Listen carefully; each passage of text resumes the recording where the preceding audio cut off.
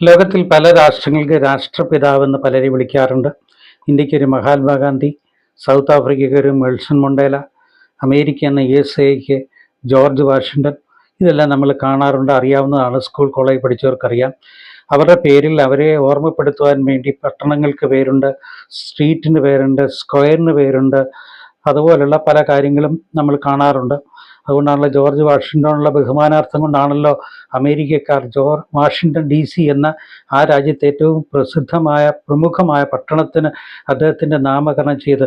ഇത് നമുക്കറിയാമെങ്കിലും ഇതിന്ന് എല്ലാം വ്യത്യസ്തമായി മറ്റൊരു ചരിത്ര പുരുഷനുണ്ട്. സാഹിത്യത്തിൽ ഇങ്ങനെ പറയാറുണ്ട്, ചിലർ വരുമ്പോൾ ചരിത്രം വഴിമാറും. എന്നാൽ അദ്ദേഹം അത്ര പ്രസിദ്ധനല്ല.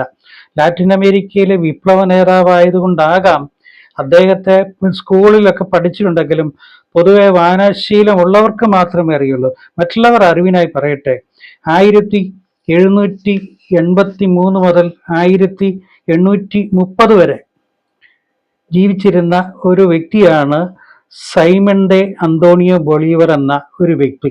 അദ്ദേഹത്തിൻ്റെ പേരിൽ ആ രാഷ്ട്രത്തിന് മാത്രമല്ല, അവിടെയുള്ള നാണയം വെനിസ്വേലയിലും ബൊളീവിയയിലും ഉള്ള നാണയം അല്ലെ കറൻസിയുടെ പേരാണ് ബൊളിവിയാനോ.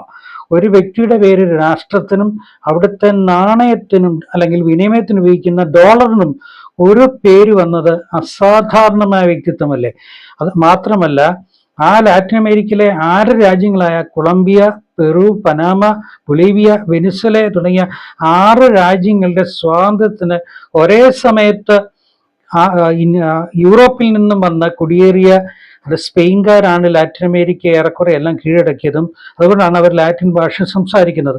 ആ സ്പെയിൻകാരോട് പടപൊരുതി ഈ 6 രാജ്യങ്ങൾക്ക് സ്വാതന്ത്ര്യം നേടിക്കൊടുക്കുക മാത്രമല്ല, ഒരേ സമയത്ത് കൊളംബിയയിലെയും പെറുവിലെയും വെനിസ്വേലയിലെയും ബൊളീവിയയിലെയും പ്രസിഡന്റോ വൈസ് പ്രസിഡന്റോ എന്ന പദവിയിൽ അധികാരത്തിലിരിക്കുകയും അത് ശക്തമായൊരു ഭരണാധികാരിയായി അദ്ദേഹം ജീവിച്ച ഒരു മനുഷ്യനാണ്.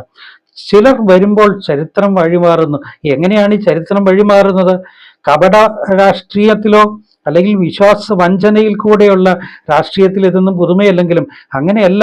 സൈമൺ ബൊളീവർ പ്രസിദ്ധനായത് അദ്ദേഹത്തിൻ്റെ ഭരണം, നേതൃത്വ പാടവം ഇതെല്ലാമാണ്. അതുകൊണ്ട് ഞാൻ യുവതലമുറയോട് പറയട്ടെ, ഞാനും നിങ്ങൾ ജനിച്ച ഭൂമിയിലായിരിക്കുമ്പോൾ ചരിത്രം രചിക്കാം. ചരിത്രം നമ്മളെ കൊണ്ട് ചരിത്രം മാറ്റാൻ കഴിയും. അതിൽ ഉദാഹരണമാണ് സൈമൺ ഡെ അന്തോണിയോ ബൊളീവർ.